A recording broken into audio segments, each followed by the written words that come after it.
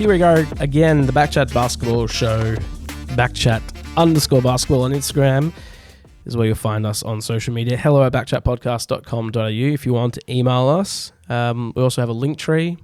Just search BackChat basketball show on Google. That's probably the best way. All the different ways you can get in contact with us. We have a new show that comes out every single Wednesday afternoon as long as Greg and Ben are around. And Greg is here. Oh, thank you. Yeah. No, Ben's out. Ben's out.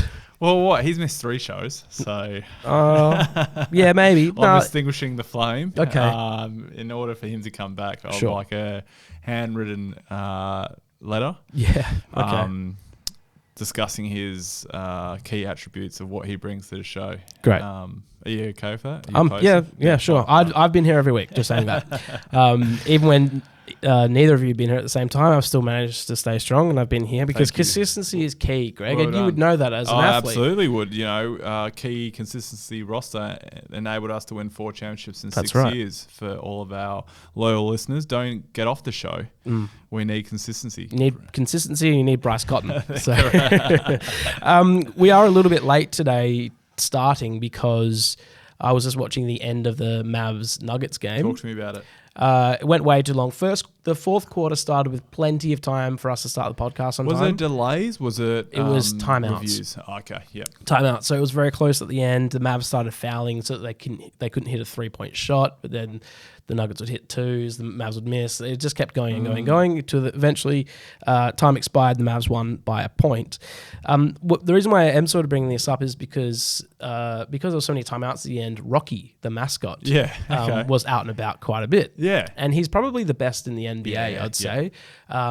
The Raptors pretty good. The Bulls is not too bad. Bulls one is very good. Benny the Bull. Yeah. The Gorilla from Phoenix Suns. Yes, there are some great mascots because I think they're full-time people. They pay them a fair chunk. I think I saw some outlandish I don't know how true that was. Was about like 600,000 a year? No, but it was more like they were getting paid more than WNBA players. And I was like... Yeah. But they're there 41 games. You know. I'm not underrating the quality, from an entertainment aspect and what they do. They're actually a pretty valuable part we're talking about on this podcast.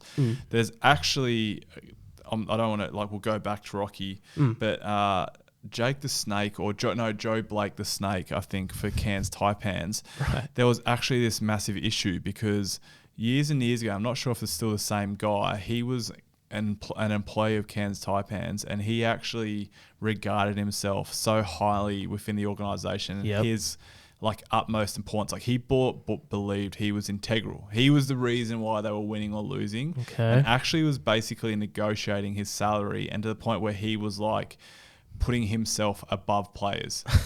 It was no joke. And from an entertainment perspective, but as the players, they're look, man, as much as you drum out the fans, and I'm all about, getting that. Yep, the engagement. Still, you're not better than Ayinde Ubaka or, Ronald Dorsey. They still get buckets. So, but let's go back to Rocky. Yeah, what happened? And quickly, before we leave Cairns, let's just mention that the Snake Pit might be the coolest stadium nickname. The jungle's all right for the Perth Wildcats, but the Snake Pit's is awesome. But we're so unoriginal. Then Illawarra's is the Sand Pit because it's right next to the beach. Oh, right. Nothing to do with being a hawk, hanging out. No. Should be the nest or something. It's right. It's the venue is literally a stone's throw from the water. It's a pretty cool. Yeah, the Snake Pit's pretty cool. Yeah. I'd like to go back to Rocky because I was telling Kerrod, who produces our show, about the time when Rocky was lowered from the ceiling like they do with Wilbur at the Perth Wildcats. And Wilbur usually swings down or he just gets lowered down quite quickly. There was this one time, 10 years ago, that Rocky was lowered and he was passed out. So the guy underneath the costume, and sorry if there's any kids listening, that there is a man under there. He was up top on the ceiling, and for some reason he'd passed out. So when they go to announce him, he didn't swing down or something, and they look up, and they just had to lower Rocky down, and he was just this scary limp mascot that they just lowered to the floor. Look it up. There's this one bad camera angle on YouTube showing it because it wasn't on the broadcast. Kids screaming. It's quite funny. It's always comical. There's another, and it might have been, I thought it was Rocky, where there was a mascot tore his ACL, doing the the stunt where they're standing on the hoop and they shoot, and he was going to like fall through the hoop, but his leg got caught. Homer Simpson style. Yeah, and actually tore his ACL. And brutal. Out. I remember there's been a few with Wilbur, like, because some kids, and obviously for all those kids that are listening, it's like Santa, real. Yeah. But like I remember like Wilbur does this stunt where he like basically like rolls on his head, like dives. Oh yeah, I've seen it. Yeah, and does that full slide. But I remember one time the head came off. Oh no. Like as she picked him up, like it was like right in the viewing, and like I've never seen someone move so fast to replace their head with like kids like going, no, like our childhood's ruined. I've actually worn the Wilbur the Wildcat costume before. At a Wildcats promo? Yeah. How hot was it? So hot. Yeah. It was literally for one photo because the team was giving some money to HIF or something, and it was like $1,000 check, and the West wanted a photo. Yeah, of course they did. And it stunk. And how did it go? Like, because obviously your boss Wade was being like, "Who's doing it?" Was it like a I think I was like, "Yeah, I'll do it." That sounds sick. Like yeah, of course. And then it was awful. Regret. Yeah, I remember bad time. Yeah, they're so hot in there. Yep. It's ridiculous. I reckon the amount of times like at Wildcat Fans Day and like all that sort of stuff. Oh man, outside of the park or something. Yeah, the 44-degree heats. With brutal. Like every kid like actually like trying to grab a photo and. So if they are getting paid a lot, then respect. Good on them. Another thing that's so what morals? That was it. Rocky, you were passed out. I think they probably would have got. What was he doing? Nothing. What's your favourite antics when it comes to mascots? I always love the they're in the crowd and like say like turn down for what, and they've got just this giant bag of popcorn. Yeah, and when the popcorn, I think that's a Benny the Bull special. Yeah, like that goes nuts. I'm never a fan of there's like a man and a woman and they have a disagreement and the mascot like grabs them it's the stage stuff. Like I think there was one great one, and again I think it was Rocky. He brought out a small teddy bear for a girl, and then the girl was like, "Oh, thank you." And then he grabbed it off her, ran away, and came back with a bigger teddy bear. Yeah. And he did it 4 or 5 times to the point where this I love the story. This like 15-foot tall teddy bear, and he just lumped it on her, and then like that's quite funny. And again, you can look that up. Dirk Nowitzki is coming to Australia. Yes. Let's just. So this happened, I think, last week, merely or maybe a couple of hours after a show or something. And when I saw it come up, well done analytics. They clearly listening. Yeah, because it was like on my feed, and I sent to you, and I was like, "This is Christmas all at once." Yeah. Now I want to know the reason why he is going. Is he dating a tennis player? No. Oh no, his wife is isn't a tennis player. No. Because I can only... But he's a big tennis fan. That's my only reason why. I know he's coming out here because of Chris Anstey, but I'm thinking the Australian Open, and he's coming out here for that. Like, why most guys are doing... Like, to come to Australia for, like, one-off Melbourne is, like, surprising. Yeah, and the tickets... The regular ticket that I bought was about $110. I bought 2 of them, like, straight up. Where at? Like, no, not where you bought it from, but like, where's the venue? Where's he hosting? I don't even know. I just know it's in Melbourne. And I just hope it's in Chris Anstey's backyard. Well, then there was like a $400 version with a meet and greet, and then there was like $1,100 version with like shower water dropping on your head. Yeah. So I will definitely be there, and I'm trying to contact Chris to go there as like a media accredited person. Yeah. I've bought a ticket, so I'll go anyway. But if I can get there as accredited media person and do all that other stuff, then we'll have those 2 tickets up for grabs on the show. I may have contacted Chris to see what's the possibility of bringing him to Perth as an actual speaker. Like, and I'm happy enough to promote that. Okay. So Chris hasn't responded. Okay. I've only done this. I've also emailed Chris and he hasn't responded. No, I did this after a few cab savs and got excited. I was like, hey, what decision would be, not condoning drinking, obviously, but I was like, this would be, if I can get him to Perth. Yeah. Like. Would sell it out easy. It'd just be happy enough if it was just So I'll be going along to that, and like I said, if I do get this media accreditation, which I should be able to, we'll give away those 2 tickets to Dirk event on this show. It's on the 11th of January. It's coming up very fast. I was looking at flights. They're not cheap. They're not cheap. So that's my next hurdle. I think it's going to cost around $800 or $900 to get there, but all worth it. I will rekindle that relationship I had with Dirk that one time that I saw him in the Dallas Mavericks locker room, and hopefully he'll remember me from that. Of course he would. So yeah, I reckon I got that screenshot, and about 90 seconds later, I'd got the email confirmation that the tickets were bought. Yeah. So thank you for doing that. How good. Well, let's go into some NBA news. Yep. I was... Who won the game? The Mavs-Nuggets game? Mavs won by a point. Dorian Smith went nuts, right? Oh, he got his shot. Yeah, no, he hit a very big three towards the end. Tim Hardaway Jr. has turned a coin. I don't know if that's a saying. And the Mavs need to trade him right now. Why? Because he's firing on all cylinders the last few games, and he's so choppy. We need a... consistent guy. We could do without him. That's fine. Like, he might win us a game or two a season, but I need another ball handler, and I need someone to take the load off Dirk Nowitzki. You mean not Dirk, Luka Doncic? Sorry, I'm thinking. All I'm thinking about is Luka. Luka's usage rate is at a historic high, and you can't maintain that for 82 games plus playoffs plus finals. Yeah, what was your question? Yes, the Mavericks won by a point, and Tim Hardaway Jr. went well. I'm not sure what Josh Green did. I was just reading an article but it was the first game that the Mavs had won all season when Dirk, blimey, Luka didn't score 30. He only scored 22. Okay. So that's good positivity. In that regard, because I was thinking, Patty Mills has had a few DMPs, and was like thinking in my head, like, why? Because they may have lost to Boston the other day, and he was a DMP, and I'm like, what is going on? And then it made me think Bruce Brown. Like, I was random. You know how, like, sometimes, like, if you're obviously a massive NBA fan, but then, like, the next year, you're just like, when did they end up on that roster? And realised Denver, obviously, Bruce Brown playing for Brooklyn, and they basically signed Patty instead of Bruce Brown. Yep. Which, like, I love Patty, but, like, I'm like, Bruce Brown would be fantastic for the Nets, and he nearly won the game against the Mavs today. Yeah, no, he was great. Well, so maybe if there's some more DMPs, coach's decision, maybe the Mavs... I reckon he'll get traded. Yeah, well, I'll take Patty as a ball handler to take that off Luka. Yeah, but I need more than Patty, but Patty's a good start. You watch your mouth out. Yeah. Steph Curry released, well, not Steph Curry, but there was a video circulating on the internet of Steph Curry hitting some full court shots. I saw that, and initial thoughts. I was like, he's done it.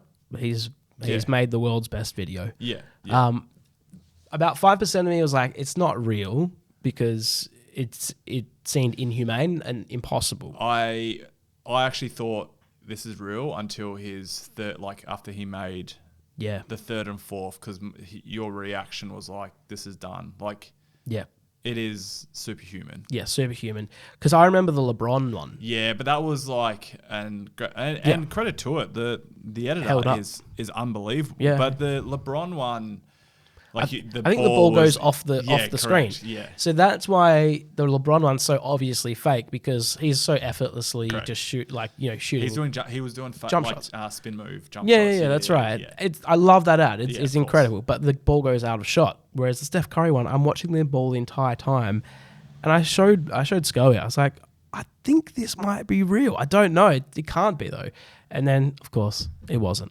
And I was absolutely fooled. Has the editor come out and finally admitted it? Or what was it? Someone tweeted saying, like, per the Warriors, the video's not real. And then Curry in a press conference said, well, I made the first two. That's still pretty impressive. Yeah. Sorry, I don't know if you made the first two, but I made two of them. Okay. So it's still very impressive. Yeah. Like, it's full court, just throws. Like, ridiculous. It's probably the credit to Steph Curry. That's how real looks. Imagine what in life. Yeah. Where, there could be some presidents that are still alive. Yeah, like Tupac Shakur still alive. That's right. Someone who doesn't have a good shot technique is Mason Plumlee. Yes. Mason Plumlee didn't always have this. He is a big guy, and he's not shooting he's not shooting mid-range. He's just down to, bang down low post and putbacks and stuff like that. He's doing these one-handed... He's like... what's that thing you throw with the... shot put. He's shot putting shots in from the free throw line, mid range. It's ugly. Well, I find it so strange, and I understand, and there has to be this stigma attached to it, because at some point, like, it's like when Shaquille was that bad, and they, like, their hands are this, like, it's like a walnut in their hands. Yeah. So I can understand, and I'm like, it's even like with Giannis currently right now, like, where he's not like. his technique's not too bad, but his like free throw percentage is really woeful. And then reading, they're like talking about how like, and he is a man mountain, so like how his knees are over accentuated, and it's like, right, it's just a shot. Like, yep. You know, it becomes this part, and like how now it's becoming so comical, like the 10 seconds free throw violations and all that. But yeah, so a guy like Mason Plumlee, I'm like, how's that weird? To the point where like there's been some people that shoot with their opposite hand. Yes. Like I actually played in college with a guy that shot with his opposite hand, and there was even a guy that I remember the scouting report that shot similar with that one hand, but they would like go to a certain point, and it was a marvelous thing that they did, because they would remove their guide hand at the last point, so they realized it was influencing it too much. This guy would shoot on average, I reckon, 4 redos, because like at the last moment, people would go, "Oh, he's about to shoot it," and then like you would step over the line, so he would miss, and then like. So he just increases percentage, whereas like the coach, like we had to do a scouting report, was like, if you get a violation, that's like you're getting punished. Like it's like sprints at the end of training, knowing this guy, because his percentage was like 60. But if you actually went back, it would have been like 15. It was nuts. But I don't understand why they just don't go Rick Barry style. Like underarm. Yeah, absolutely. Like Rick Barry shot a ridiculous clip. His son, Canyon Barry, I played against at the 3x3 World Cup in Netherlands in 2019. Right. And I was like, there's not too many Barrys. He has to be related to John or Rick or someone. And it was. And then like he's lining up 3x3 and free throw, and he shoots underhand. And I was like, oh my God. Amazing. He actually, I think he would have shot like 18 of 19. and I was like, but even I was like, you could hear it every time, like people was like laugh. It's like freak show, like freak. Like, there was a. I don't know why it doesn't. It's effective. There's an NBA player. I don't know. He was playing for the Rockets at some point, but Hakeem Olajuwon. No, not Hakeem, but this guy that was playing for the Rockets didn't underarm. Yeah, the grounding shot. Kenny the Jet Smith. And he was such a fringe bench player. He would only rarely come on, but when he did, and he got foul shots, the crowd go crazy because they're like. So he was it's like funny. The cigar. Like that's right. Like Boban right now, but Boban plays for the Rockets. Yeah, that's right. Michael Kidd-Gilchrist has one of the weirdest, what happened to ugliest. I think in a league where you need to be able to hit shots. It's like he dislocated his so elbow. If you're just listening along to this and you're not sure what we're talking about, just look up Michael Kidd-Gilchrist jump shot, right? Yeah. It's like he is a waiter holding a plate of drinks. Yep. And that's how he's holding the underside of the ball like this, and then he's like doing it off to the side. It's so odd. He was a hot second overall draft pick in 2012. He went to North Carolina. Yep. And back for the Charlotte Bobcats. It just sort of shows what Michael Jordan was choosing. Yeah. His last team, do you know who he played for? The Dallas Mavericks? Yeah, 2020. I remember reading about this because he actually like started playing well and he changed his shot, but then just got consistently injured, and then guys like can't play. But did you have any teammates that you used to like? Because you're taught like to. I don't know. I think there was a period of time where you're taught to change. Like if it's your jump shot's sort of broken, like people work with you to fix it. But then I think there was this like sort of movement of like no, like. I agree. If it's like there is like there's like real textbook shots, say like a Klay Thompson and all that guys. Like even if you like look at, I think because Steph Curry is just such an incredible shooter, but even the way he shoots is like from a chest motion, right? Like he just got this incredible arc. And you know, there's a lot of like people will be talking about like say Ray Allen's like the textbook, but then you know, like if you look like Reggie Miller, perfect example, is his shot's really funky, like a Larry Bird, you know. Yeah, some of them have like the real high release. Correct. So makeup and, you know, do you dip that momentum? It's like very interesting. I don't like off the back of it, I don't really know of anyone that had like a really. What did you think of yours? I remember yours like not. It's like wasn't super fluid, but it had like you had your set bits, like you your three things that you did here. Well, what I'm asking you, what do you think of your? No, it wasn't great at all. No, it wasn't great. It's just it was like, oh, that's like if there was a silhouette version of Greg High, I could tell it was you shooting. Yeah, it's correct. I had my shot was very out of my body. So like it was very pushed forward. Yeah, and right. Momentum. So if I was tired, that's why like I used a lot of energy to shoot, which is not good. Like, so if I was like, I would know when it was, like later in the game, like I was like, oh, I've like basically throwing it. I actually feel a lot better shooting now than I did back then. Like, what was your license to shoot threes under Trev? No, there was no license. It was like so if there's time on the clock and you've got the ball at 3, like you're not to shoot it. I actually never got. There was a couple of guys because I didn't shoot enough. Like so, I never like I was just too much. Like if I started like cold and shoot 0-3, yeah. So like guys like Damo and Nordo that would play, like say 25-30. There'd be a few times like Trev was pretty good, like not saying, hey, don't shoot the ball. Yep. But he would always like come finals, and that's exactly it. But come finals times, he'd be like, hey, maybe when you're open, like you can slip in and get this like little cheapy layup. And you're like, yeah, right. Yeah, but I'm here in the corner. Yeah. Shoot a fadeaway 3. Yeah, I can make this shot. So yeah, it was. I used to always like, oh God, it'd be so nice to feel like Bryce, like just like every shot it felt like it was going in. So I never really had like that. Adam Tatalovic was like the only guy ever that told me like. I don't know Adam. So he was an assistant coach of us back in 2014, 15, I think. And he used to like I remember one game 2 of the finals against New Zealand, I think it was, and we like I had this 3. It was just before halftime, and they like doubled off someone, and I got the ball and I missed it, and he was like barking at me like, "You've got to make it," and I'm like, mate, of course, like that's like telling me I got to walk with like left foot first and right, like of course I got to make a shot. Do you think any player purposely misses it? But he was he used to try and tell me things as well, like in terms of that regard. So annoying. So not coach. a great experience. No. Okay. But so I was pretty lucky. We had this fun, like there was a drill. So Trev is like has the same formula, like the same setup, like pre-game routine. I'm sure he would have been like, even with media, he was like, there's the same things. And anything like disruptive, like just like, not aggrieved. No. And so like we had the same shooting drill, and it'd always be like starters versus the bench, and you had to make a 3 from like corner, wing, top, wing, corner.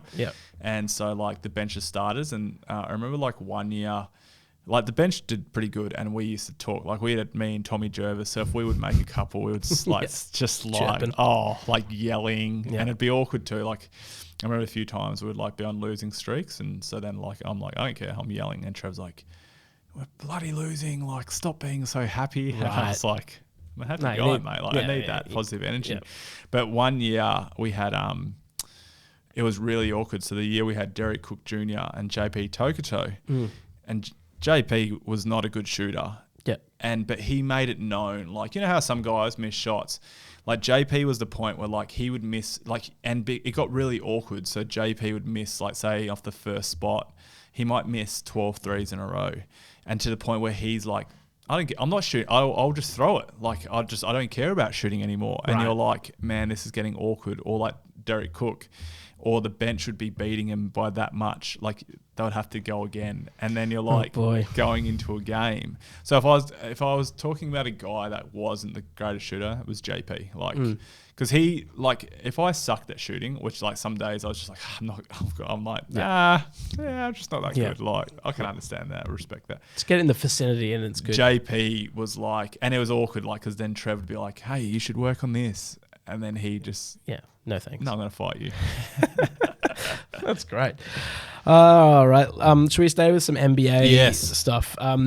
Utah Jazz started out to be a sort of miracle team. And you could see... his name has escaped me. He used to be the GM of the Boston Celtics. Oh, Danny Ainge. You could see Danny Ainge at games going, stop winning games, boys. You could see his despair on his face.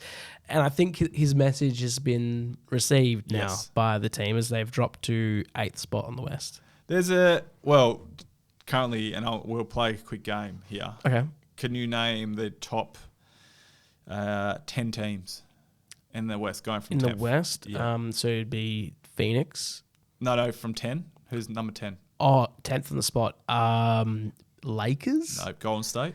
Oh, Golden State. 13, 12, 9. Mavs? Utah Jazz, 14 Utah and Jazz. 12. So they're out now. Like, Right, okay. 8th. Mavs? No, Portland Trailblazers. God. 7. Mavs? Yeah, you got it. You'll get it eventually. 6. Memphis? Clippers. Clippers, right. 5th. Memphis? Nah, Denver Nuggets, 14 and 10. 4th. Mate, no, just Light the beam. Oh, Sacramento are 13 and 9. Memphis are 3rd, 15 and 9. New Orleans 15 and 8, and Phoenix 16 and 8. There you like go. you look at that, and you like at the start of the year, like if that was done in your multi, like you had that 8, you'd be like, geez, I mean, like the Lakers even that, and they're like doing well now, like except for today getting done, and you like look at who is tanking is the San Antonio Spurs. Yes. Like Pop's like, hey. Yep. I'm looking at the second coming of Tim Duncan. Yeah. That's right. Like at that point. But like I look at that and I go like even some of the teams, I'm like Portland at one stage and how quick it changes. Like Utah. Yeah, Portland were unbeatable at one point. Yeah, and I was like, this is really cool. And then even to a point when I remember Sacramento like sucking and I was like, God, I just want them to be good like one year. Like make the finals. Yeah, just Playoffs. When they had Vladdy and Chris Webber and Pager and then Tim O'Donoghue just completely screwed them. To then now they're like 4th and you're like they're playing exciting basketball. Mike Brown's the coach, correct? Yeah, but yeah, like Utah 14 and 12. Like it's nuts thinking how that looks like and they're tanking and do they go like okay, perfect. We've unveiled maybe a few future stars and like now looking at draft picks like Lauri Markkanen who he was at the Bulls for a while. So Bulls are struggling. Like Bulls are at 9 and 14.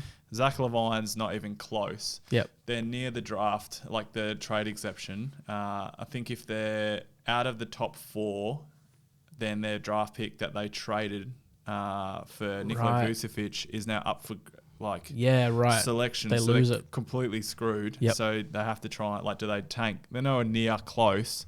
Lonzo Ball is obviously like a high, like they're just not healthy. No. Like and so Wendell Carter I think they got as well. Yep. Oh no, he's been traded. Sorry, but one of their draft picks that they got last year is now coming off the bench. They're just everywhere. Like it's just such a weird how quick that league has changed. Yeah. Like, I don't know. It's nuts. Yeah, it is. What about some?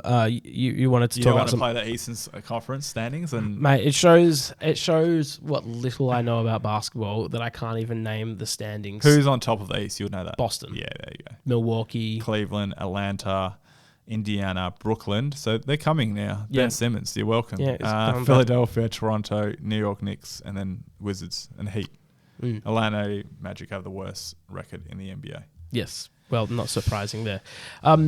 First time NBA All-Stars. Yes. So around, we're a quarter of the way through the season. Yes. All-Star break is around the start of Feb, I believe. So people are starting to take notice of those who would be getting their call up for the, for All-Star team.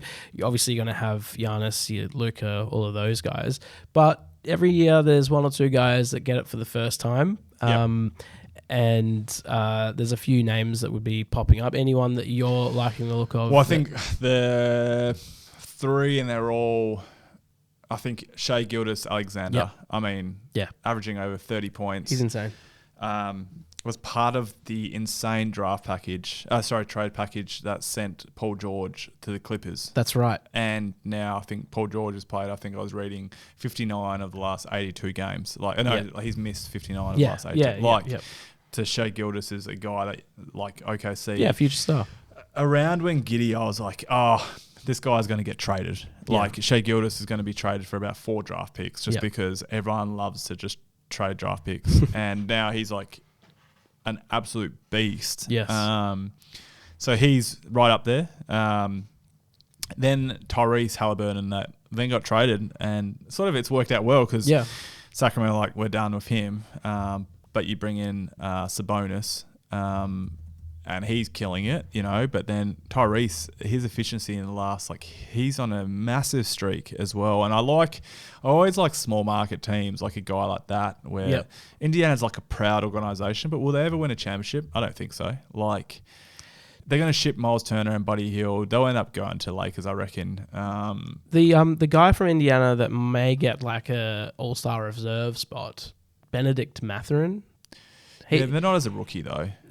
Yeah, no, true. He'll be in that rookie rookie game, but he's like a guy that will eventually. You have to be an absolute Luka.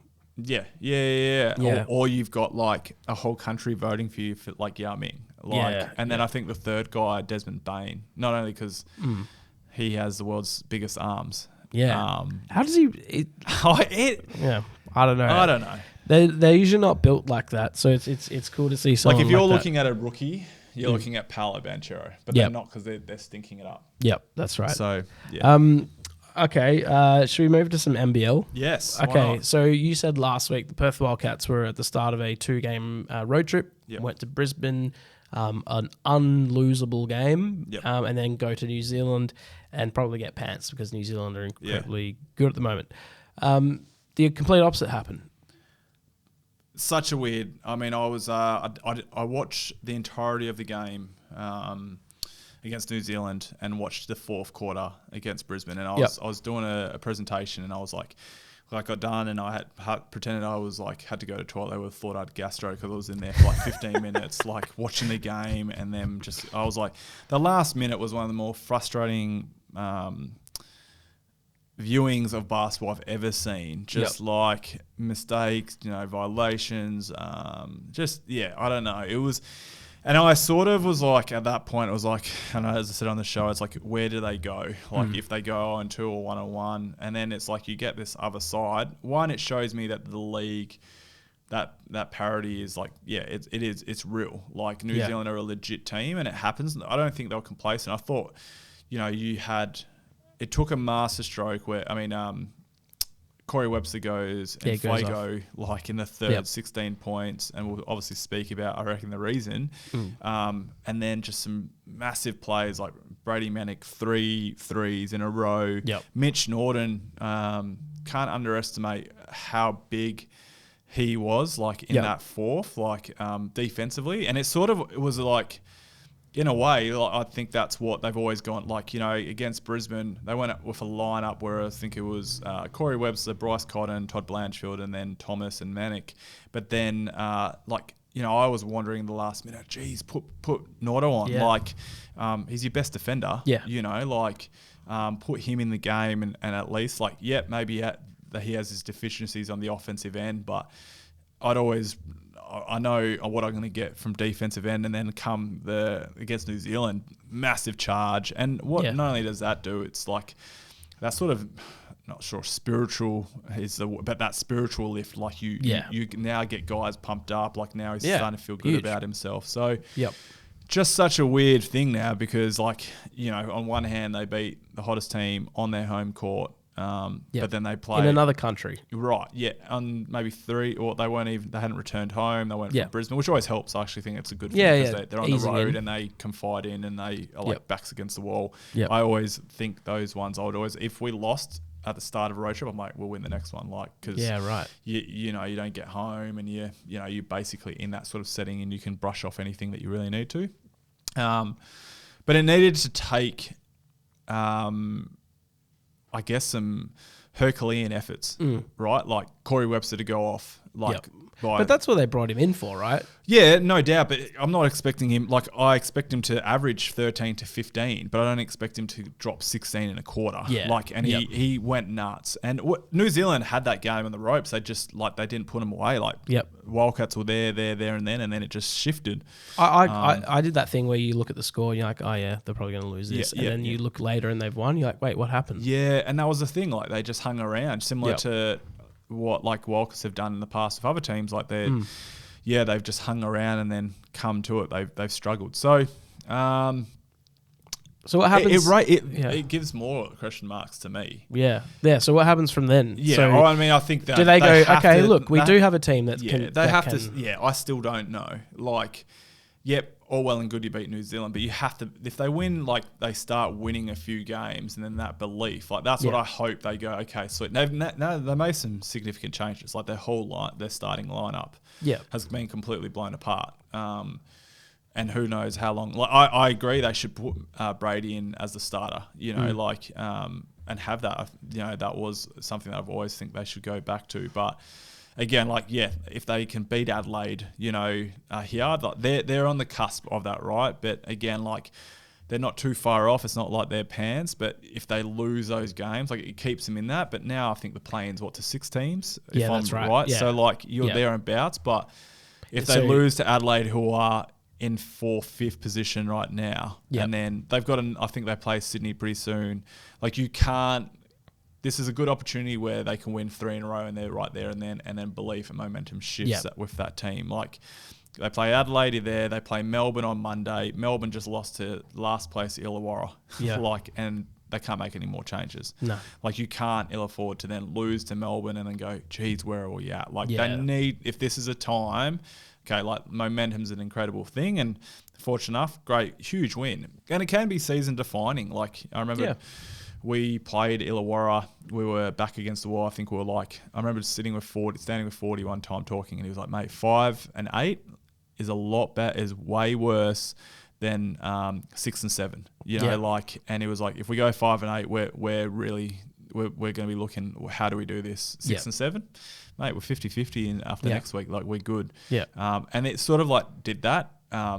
In saying that, we brought Bryce Cotton in on that weekend, like, around then and there. Oh, no, the following week we knew we were getting Bryce in a week's time. So it was huge. Still, again, I think,